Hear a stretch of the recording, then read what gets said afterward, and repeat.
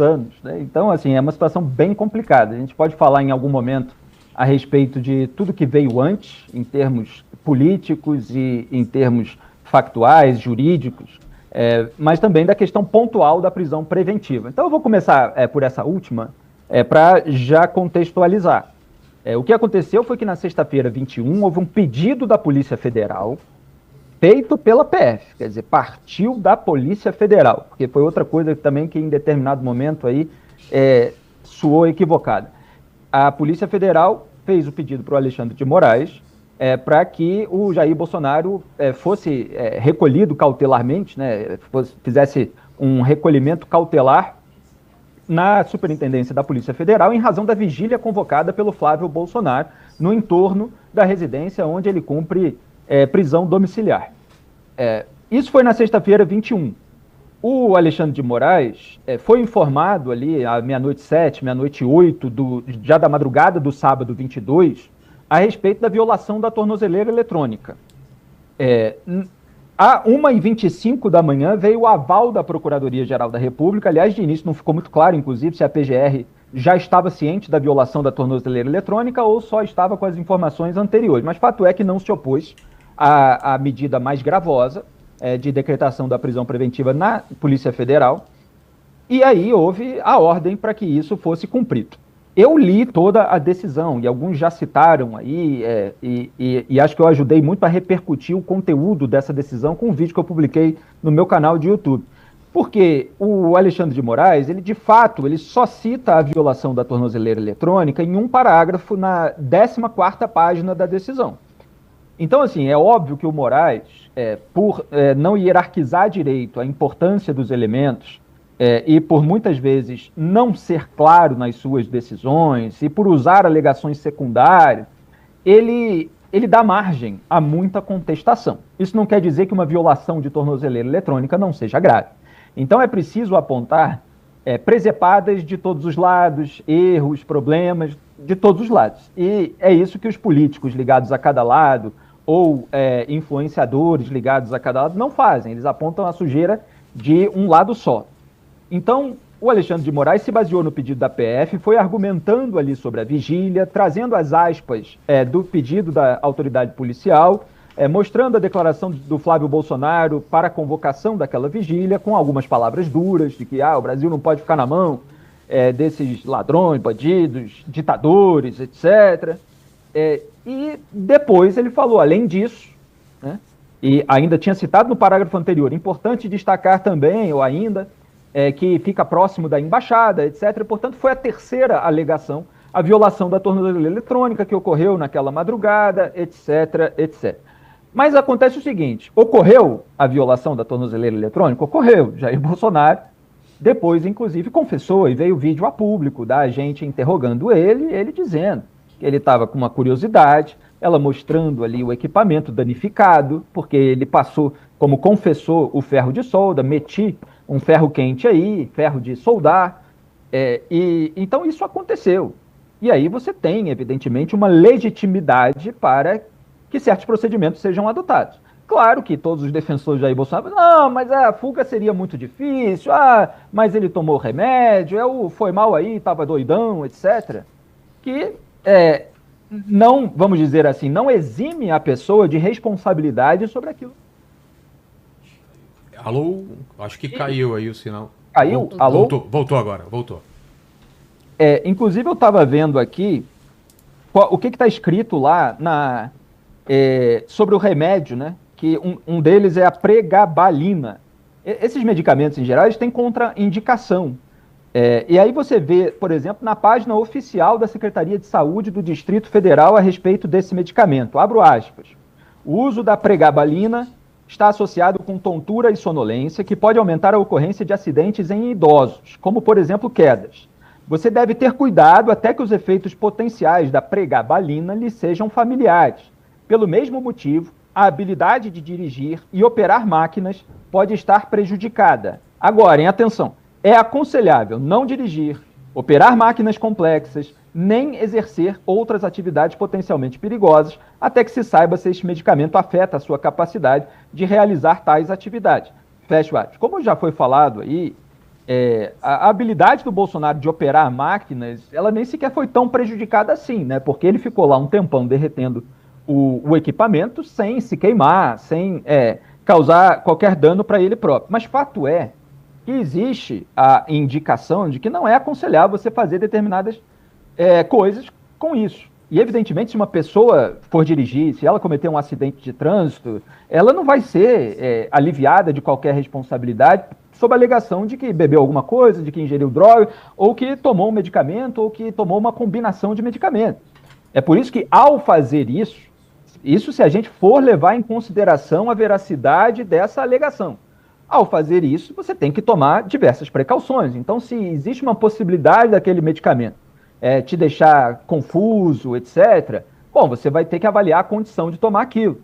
E o fato é que Jair Bolsonaro, ele, naquela noite, não estava com a sua esposa. Uma das precauções, por exemplo, se você vai misturar medicamentos, é você estar acompanhado de alguma pessoa que eventualmente possa impedir que você faça alguma besteira. A Michele Bolsonaro, ex-primeira-dama, estava no Ceará, num evento do PL Mulher, né, que é o movimento feminino dentro do partido deles, o PL, Partido Valdemar da Costa Neto, ao qual Jair Bolsonaro é filiado. Outra coisa, a convocação da vigília foi feita pelo Flávio por livre e espontânea vontade. Porque depois vem essas teorias. Foi para encobrir o escândalo do Banco Master. Sendo que, olha, indicados pelo Bolsonaro, inclusive, estão sendo criticados por envolvimento com determinadas medidas relacionadas ao Banco Master. Tem críticas aí ao Roberto Campos Neto, ex-presidente do Banco Central, porque teria atrasado uma medida. Tem críticas ao Ciro Nogueira, que foi ministro de Jair Bolsonaro, pela relação que tinha com o Daniel Vorcaro, que foi preso. Então, assim, não é algo que veio do Banco Master, de alguém que estava reagindo a essa operação, não é algo que veio do Comando Vermelho, é algo que veio do Flávio. Ele criou uma situação que levou a PF a fazer um pedido em razão de preocupações, pelo menos formalmente, claro que cada um pode especular as intenções reais, mas de preocupação com o operacional, o logístico. Quer dizer, a PF não decide, quem decide é o Moraes. Então, se a PF entende que vai haver uma manifestação que vai levar muita gente, que pode se estender por dias, porque já teve manifestações desse mesmo grupo político assim, inclusive na frente dos quartéis, e ela entende que determinadas medidas, e isso está escrito lá, né, que poderão ser necessárias nos próximos dias, como o Moraes determinar o início de cumprimento de pena, e a PF ter que operacionalizar, portanto, esse carregamento do Jair Bolsonaro para o regime fechado. Ela entendendo que vai haver problemas, vai haver obstáculos humanos para ela cumprir essas tarefas, ela fez um pedido. Aí tem outro ponto, né, nessa discussão que às vezes é colocado de uma maneira, vamos dizer assim, não completa. A Polícia Federal, ela não criminalizou a manifestação. Ela não apontou que a manifestação é ilícita, ela não apontou que as manifestações populares são criminosas. Ela fez um pedido dizendo assim, olha, vai haver essa vigília, é melhor, já que faltam poucos dias para o trânsito em julgado, que é quando o processo se encerra depois do esgotamento dos recursos, é melhor levar o Jair Bolsonaro lá para o regime fechado, lá na superintendência da PF, para não dar confusão. Então, assim, há uma certa legitimidade em a PF pedir isso, porque, pensando assim como uma autoridade policial, cada um pode se colocar no lugar, se depois, lá na frente, tem problema para a PF cumprir essas medidas, a PF pode alegar, olha, nós avisamos lá atrás, nós fizemos um pedido para que isso não acontecesse, agora deu uma confusão desgraçada aqui, tem gente que está impedindo a passagem, está dando problema. Então, assim, é compreensível, vamos dizer assim, que a PF faça um pedido. Agora, o Alexandre de Moraes vai decidir. Se esse fosse o único argumento, obviamente, essa medida seria muito mais contestada do que está sendo agora. Porque, de fato, só a vigília gera essa margem. Mas aí, não pode manifestar e tal, etc., só que houve a menção à violação da tornozeleira eletrônica e é um fator que depois ficou confirmado. Então, essas outras alegações eram menores, a proximidade de embaixada, o fato de que o Alexandre Ramagem fugiu para os Estados Unidos, que Eduardo Bolsonaro está lá, que a Carla Zambelli foi para a Itália. Tudo isso é secundário. O fator importante é a violação da tornozeleira eletrônica. Uma dúvida, porque quando a gente conversou com o Eduardo Bolsonaro aqui faz pouco tempo, e quando eu me referi com ele sobre as provas apresentadas pela Polícia Federal, ele fala que é a Polícia Federal do Alexandre de Moraes. Então por isso que essas provas foram criadas, que existe toda... Você acha que existe uma chance realmente de uma politização da Polícia Federal para incriminar determinado candidato? Ou pré-candidato, enfim, né? À presidência? Olha, a politização da Polícia Federal... existe uma chance imensa, porque o diretor em qualquer governo, inclusive no governo de Jair Bolsonaro, porque o diretor-geral da Polícia Federal ele é escolhido pelo ministro da Justiça e Segurança Pública, com aval, evidentemente, do presidente, né? Porque nenhum presidente deixa ali o ministro decidir sozinho, e ele escolhe e não sabe, depois vai ver o nome registrado no Diário Oficial. Em geral, isso não acontece, o ministro conversa com o presidente dá ok, e ele nomeia e sai registrado lá no Diário Oficial. Então, o Andrei Rodrigues, que é o diretor-geral da Polícia Federal, foi nomeado no governo Lula. O Ricardo Lewandowski, ele entrou, inclusive, depois, e aí manteve o Andrei Rodrigues na diretoria-geral da Polícia Federal. Acontece que, e é até bom você me perguntar isso, porque no meu trabalho eu sempre falei o que eu vou falar agora, inclusive durante o governo Bolsonaro. Pode haver uma tentativa de cima de instrumentalização, mas a Polícia Federal ela tem diversos núcleos, né? Nem sempre um governo, nem sempre um grupo político consegue controlar completamente a Polícia Federal. Mas vários tentam, vários políticos tentam. E a gente vê como o Andrei Rodrigues é muito próximo do Lewandowski, como ele dá discursos muito alinhados ao governo, etc. Só que a Polícia Federal tem um monte de gente competente. Tem muitos relatórios da Polícia Federal sobre diversos casos de investigação, seja de corrupção, seja de crime organizado, que são relatórios muito minuciosos, muito precisos. Então tem gente lá que atravessa muitos governos. Então, assim, existe sempre essa cartada, quer dizer, se é um governo de um adversário e o político foi alvejado pela Polícia Federal, ele diz que a Polícia Federal está sendo instrumentalizada e ele está sendo perseguido. Agora, isso precisa ser analisado nas suas minúcias e sempre a gente não pode perder de vista a gravidade das condutas desses políticos. Porque é isso que acontece na política. O político que está sendo alvo de alguma coisa, ele vai sempre apontar o dedo para o outro lado. E o que acontece nesse caso específico é que quando os Bolsonaro e o seu entorno apontam o dedo para o Alexandre de Moraes, eles encontram um monte de presepada do lado do Alexandre de Moraes. E a gente tem que reconhecer várias. Agora, não todas, evidentemente, porque eles muitas vezes extrapolam na narrativa e omitem a gravidade das condutas do Jair Bolsonaro ou de outros. Mas que existem, existem desde o começo. E aí tem um ponto que eu não posso deixar de falar nesse programa, eu vou aproveitar a sua pergunta para falar. Porque eu combato essa concentração de poder do Alexandre de Moraes desde o começo. Desde onde ela começou. A família Bolsonaro, não. A família Bolsonaro, não. E o Ricardo Marcílio fez uma ótima pergunta, dou os parabéns aqui para o Eduardo Bolsonaro, que ele desconversou completamente no final da entrevista, quando você citou que, olha, mas o Jair Bolsonaro não votou para limitar as decisões monocráticas. A família Bolsonaro, o Flávio Bolsonaro, que é senador, não assinou a CPI da Lava Toga. E aí o Eduardo, ele falou, não é que o Flávio foi contra, ele não assinou. Você acha que o Moraes ia sentar ali no banco da CPI, etc. Se não tivesse mais as decisões monocráticas, ia tudo para o plenário e a gente... olha, tem até algumas confissões nessa fala do Eduardo. O que ele não conta é que naquela época, a gente está falando de 2019, o Flávio Bolsonaro era investigado por um esquema de funcionários fantasmas no gabinete dele quando ele era deputado estadual na Assembleia Legislativa do Estado do Rio de Janeiro, na Alerj. Essa investigação ela estava avançando e ela estava incomodando bastante a família Bolsonaro.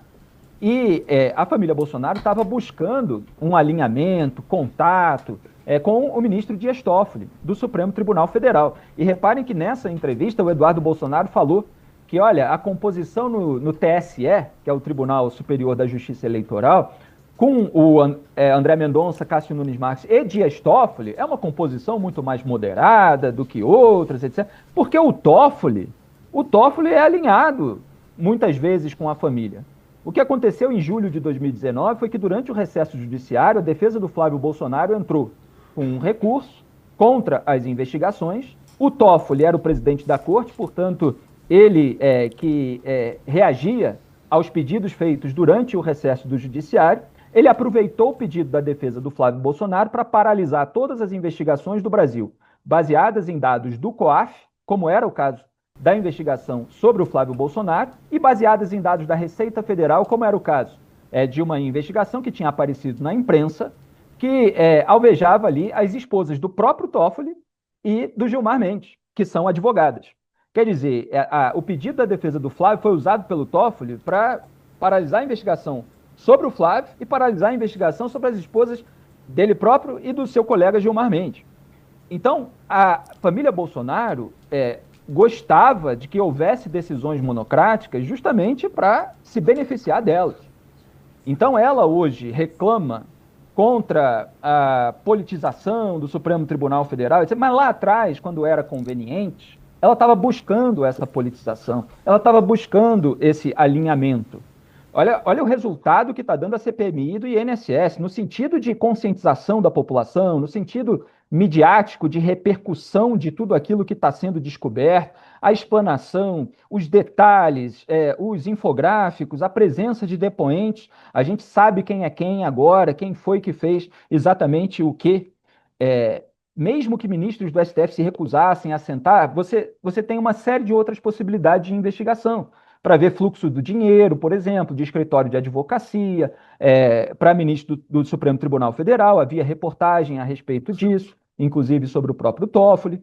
Então, o Eduardo Bolsonaro agora, lá dos Estados Unidos, ele acusa a esposa do Alexandre de Moraes, fez isso nessa entrevista, anotei aqui as aspas, né? Como uma pessoa que lava dinheiro para o Alexandre de Moraes. Vocês vejam que é uma acusação grave. Então, quer dizer, é um deputado que fez campanha na rede social contra a CPI da Lava Toga em 2019, que agora, lá dos Estados Unidos, acusa, sem que tenha havido, né, uma investigação parlamentar ou policial, a esposa do ministro de lavar dinheiro. Quando houve a possibilidade de haver uma investigação parlamentar para, eventualmente, encontrar algum tipo de financiamento indevido, de fluxo de dinheiro, etc., e ele fez campanha contra, assim como o Flávio Bolsonaro. E quando ele tenta minimizar essa campanha do Flávio Bolsonaro, ele está falseando a história, porque os senadores, Soraya Tronic, juíza Selma Arruda, naquela época senadora ainda, e o saudoso senador Major Olímpio, principalmente o Major Olímpio, relataram com todos os detalhes, inclusive em entrevistas para mim, os telefonemas do Flávio Bolsonaro, dizendo palavrões, inclusive, para que eles retirassem a assinatura do requerimento de criação. Então, quer dizer, para resumir e voltar ao assunto da prisão, eles alimentaram um monstro que hoje os devora. O monstro no sentido aqui, figurado, evidentemente, quer dizer, eles permitiram, por rabo preso, as extrapolações dos ministros do STF. Há extrapolações. Não quer dizer que as condutas de Jair Bolsonaro ao longo de todo esse caso não sejam graves.